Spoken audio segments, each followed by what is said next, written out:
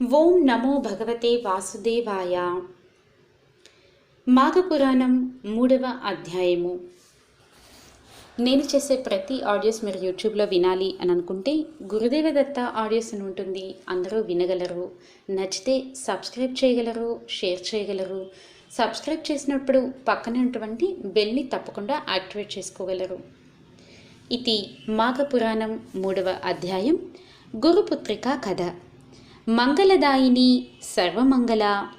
మాఘమాస స్నాన ప్రభావముచే పూర్వం ఒక బ్రాహ్మణ పుత్రిక పాప విముక్తయై తన భర్తతో హరిసాన్నిధ్యమును పొందినది అని శివుడు పార్వతీదేవితో పలికెను. అప్పుడు పార్వతీదేవి, స్వామి, ఆ బ్రాహ్మణ పుత్రిక ఎవరు? ఆమె చేసిన పాపం ఏమిటి? మాఘ స్నానమున పాప విముక్తి పొందిన విధానం ఏమిటి? వివరింపమని కోరగా, చెప్పగోరుచున్నది అని శివుడు ఇట్లు పలికెను. దేవి, వినుము. పూర్వము సౌరాష్ట్ర దేశమున బృందారకం అనే గ్రామంలో సుదేవుడు అనే ఒక బ్రాహ్మణుడు ఉండేవాడు. అతడు సదాచారవంతుడు, వేదశాస్త్ర పండితుడు. అతనికి శిష్యులు చాలామంది ఉండేవారు. వారు గురుసేవ చేస్తూ విద్యాభ్యాసం చేస్తూ ఉండేవాళ్ళు. ఆ సుదేవునికి సర్వాంగ సుందరి అయిన కుమార్తె ఉండేది. పొడవైన కేశములతో, చక్కని ముఖంతో, చక్కని కనుముక్కు తీరులో ఆమె మిక్కిలి మనోహరంగా ఉండేది. ఇట్టి కుమార్తెను ఎవరికి ఇచ్చి వివాహం చేయగలనని అతడు విచారిస్తూ ఉండేవాడు. ఒకనాడు సుమిత్రుడు అనే శిష్యుడు సమిధలు, దర్భలు మొదలైన వాటి కోసం గురువు పంపగా వెళ్ళాడు.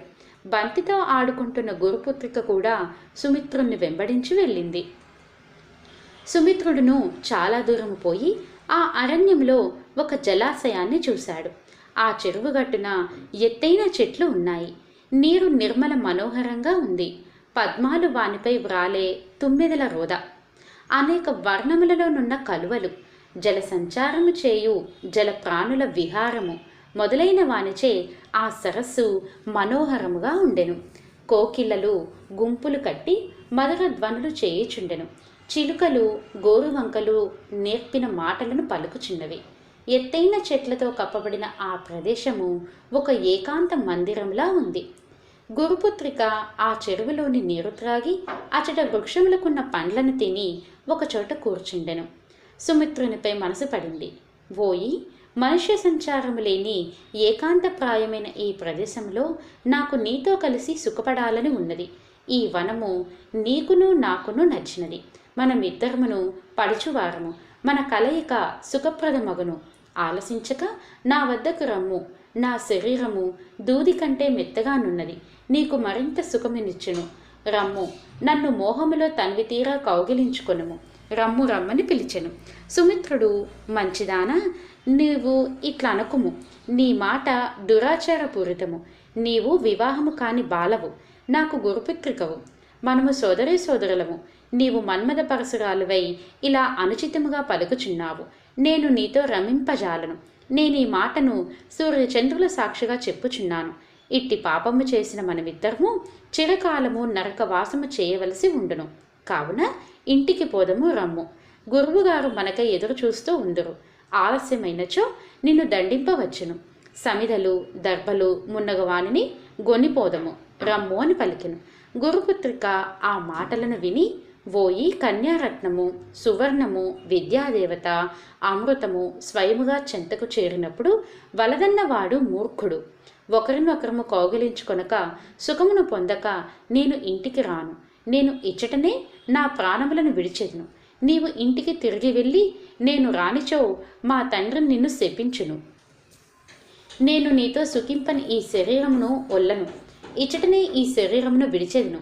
నీవు ఇంటికి పోయి దీని ఫలితము అనుభవింపుము అని నిష్ఠూరముగా మన్మథావేశముతో మాటలాడెను.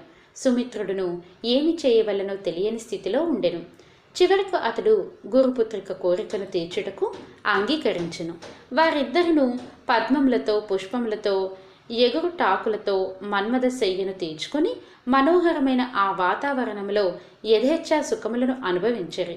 వారిద్దరును తృప్తిపడిన తరువాత సమిధలు మున్నగవానిని తీసుకొని గ్రామమునకు బయలుదేరరు.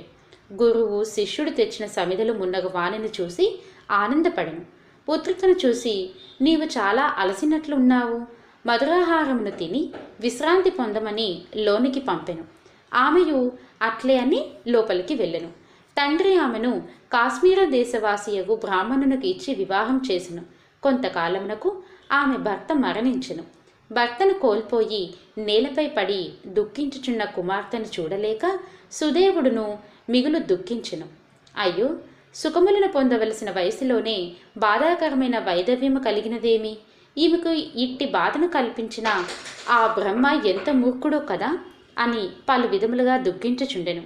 ఇట్లు సుదేవుడు వాని భార్య దుఃఖించుచుండగా దృఢవ్రతుడను యోగి ఆ ప్రాంతమును తిరుగుచు సుదేవుని రోదనధ్వనిని విని వాని వద్దకు వచ్చి, జ్ఞానస్వరూప, నీ దుఃఖము ఏమియో చెప్పుము, నీ దుఃఖమును పోగొట్టదనని ధైర్యము చెప్పెను. సుదేవుడు తన దుఃఖ కారణమును చెప్పి మరల దుఃఖించెను. యోగి సుదేవుడను భార్యాపుత్రికలను చూసి క్షణకాలం ధ్యానయోగమును పొంది ఇట్లు పలికెను. బోయి వినుము, నీ కుమార్తె పూర్వజన్మలో క్షత్రియ కులమున జన్మించినది. వ్యభిచారిణి అయి చెడు ప్రవర్తన కలిగి ఉండెను. సౌందర్యవతి యవ్వనవతి అగు ఆమె తన జారుల మాటలు విని తన భర్తను వధించెను. భర్తను వధించి భయపడి శోకించి ఆత్మహత్య చేసుకొనెను. ఈమె పతి హత్యను ఆత్మహత్యను చేసినది. ఆ దోషము వలన ఈమెకు ఈ జన్మమున ఇట్టి వైధవ్యము కలిగినది. ఇట్టి ఈమె పవిత్రమైన నీ వంశమున ఎట్లు జన్మించినదా అని నీకు సందేహము రావచ్చును. దానికి నీ కారణము కలదు. వినుము.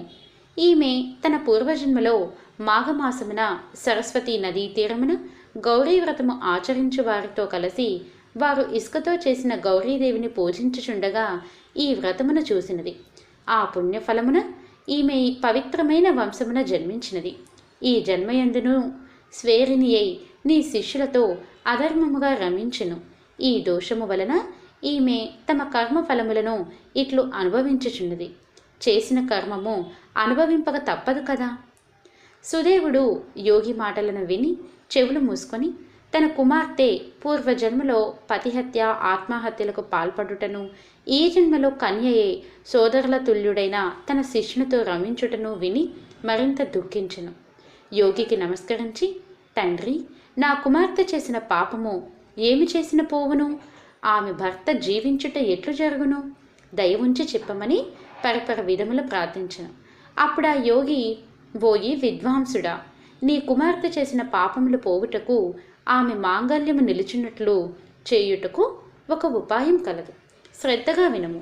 మాఘమాసమున ప్రాత స్నానం చేసి ఆ నదీ తీరమున గాని సరస్సు తీరమున ఇసుకతో గౌరీదేవిని చేసి షోడశోపచారములతో పూజింపవలేను. సువాసినులకు దక్షిణతో నా గౌరీదేవిని సమర్పించవలేను. ఈ విధముగా నియమముచే ప్రతిదినమును చేయింపుము. ఈమె భర్త తిరిగి జీవించును. ఈమె పాపములు నశించును.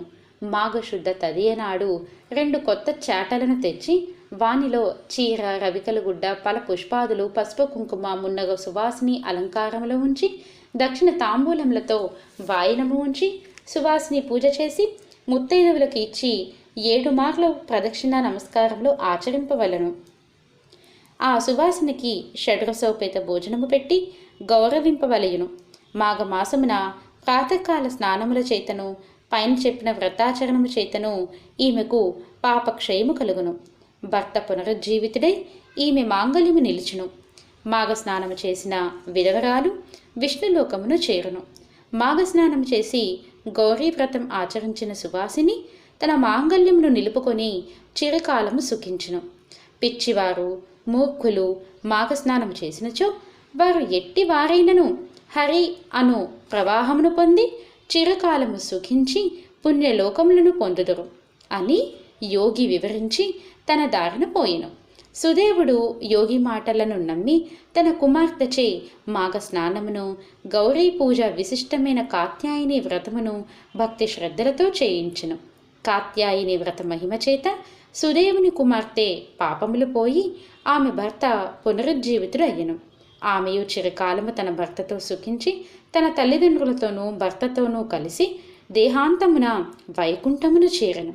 కావున మాఘమున ప్రాతకాల స్నానము నదిలో కానీ సరస్సును కానీ కాలువలో కానీ చేసి తీరమున శ్రీహరికి అర్పించిన వారు సుదేవుని పుత్రిక వంటి వారైనను ఇహమున సర్వసుఖములను పొంది పరమున వైకుంఠవాసులగుదురు సుమా అని శివుడు పార్వతీదేవికి మాఘస్నాన మహిమను వివరించును.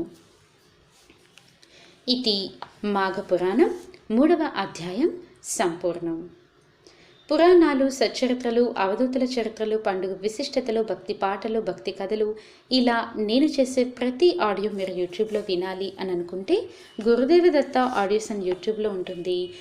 అందరూ వినగలరు, సబ్స్క్రైబ్ చేయగలరు, షేర్ చేయగలరు. సబ్స్క్రైబ్ చేసినప్పుడు పక్కనే ఉన్నటువంటి బెల్ని తప్పకుండా యాక్టివేట్ చేసుకోగలరు. అప్పుడే నేను పెట్టే ప్రతి ఆడియో మీకు నోటిఫికేషన్ వస్తుంది. స్వస్తి.